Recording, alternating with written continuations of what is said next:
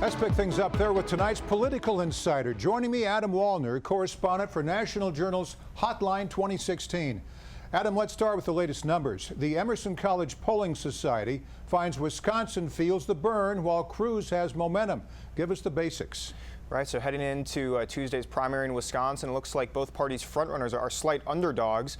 Recent polling has shown that Bernie Sanders is up a few points on Hillary Clinton. Ted Cruz is up a few points on Donald Trump.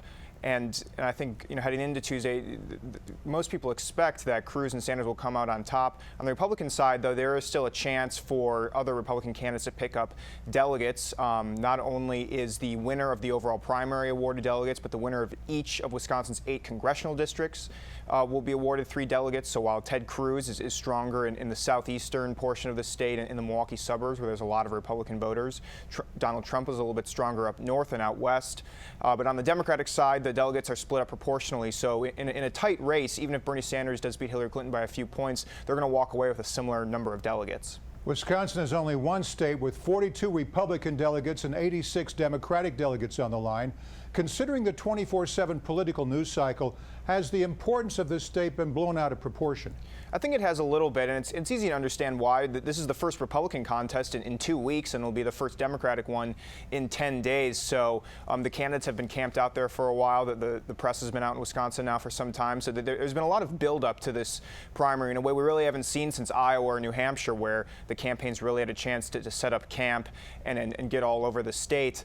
But it's important to keep in mind that even if Donald Trump and Hillary Clinton do end up falling on Tuesday, it doesn't really throw them off track by a lot, because once Tuesday's contest in Wisconsin is over, we're going to head out east. States like New York and Connecticut will vote then on to Pennsylvania, where there will be even more delegates at stake. So this could end up being nothing more than just a speed bump for Hillary Clinton and Donald Trump. Let's talk about the Kasich Factor. Trump wants Ohio Governor John Kasich to follow the lead of former candidates Jeb Bush and Marco Rubio and drop out.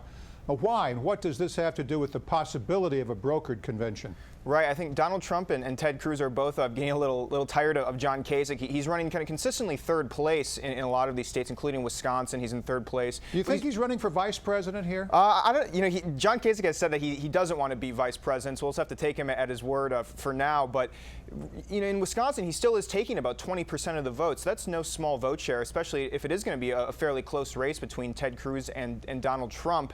But John Kasich wants to stay in this race, even though he doesn't have a chance to clinch the number of delegates he would need by the convention. He's kind of banking on a contested convention where none of the candidates enter with enough delegates, and he hopes he'll at least be able to come in with a few hundred delegates, and over the course of several ballots he would be able to convince more to come over to his side. But it's a really long haul for John Kasich at this point, and Donald Trump and Ted Cruz kind of want him to face reality. Adam, have you done any research on this? Is there a way of knowing who the Kasich supporters would go for? Would it be Cruz or Trump?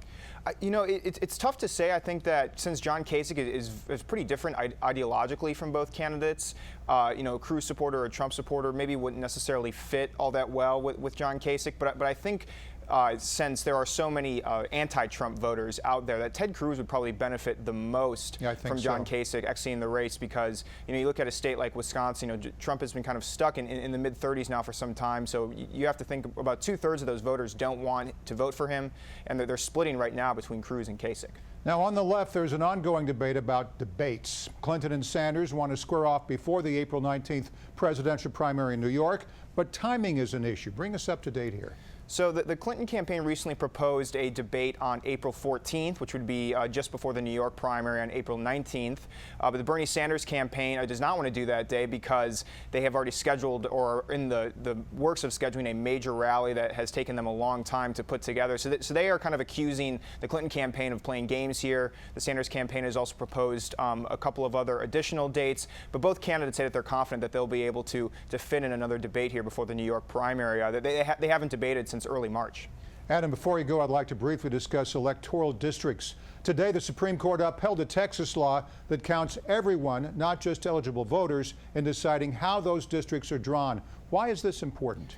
Well, this is, kind of the early interpretation here is that this is a big win for Democrats, because what this conservative group that was bringing this challenge to the court, they wanted to change the rules so that districts could be drawn by the number of eligible voters and not just the entire population, and that would shift power significantly to more white and rural areas. This is the sort of voters Republicans have been relying on, and away from urban areas where there are more minority and younger voters who aren't as likely to turn out to the polls, especially in non-presidential years. So keeping this this rule intact, that this will be a major win for the Democrats going forward, especially into 2020, when we're going to enter a new redistricting phase. It's good to get the latest news from you. Adam Wollner, correspondent for National Journal's Hotline 2016. Thanks, Adam. Thanks for having me.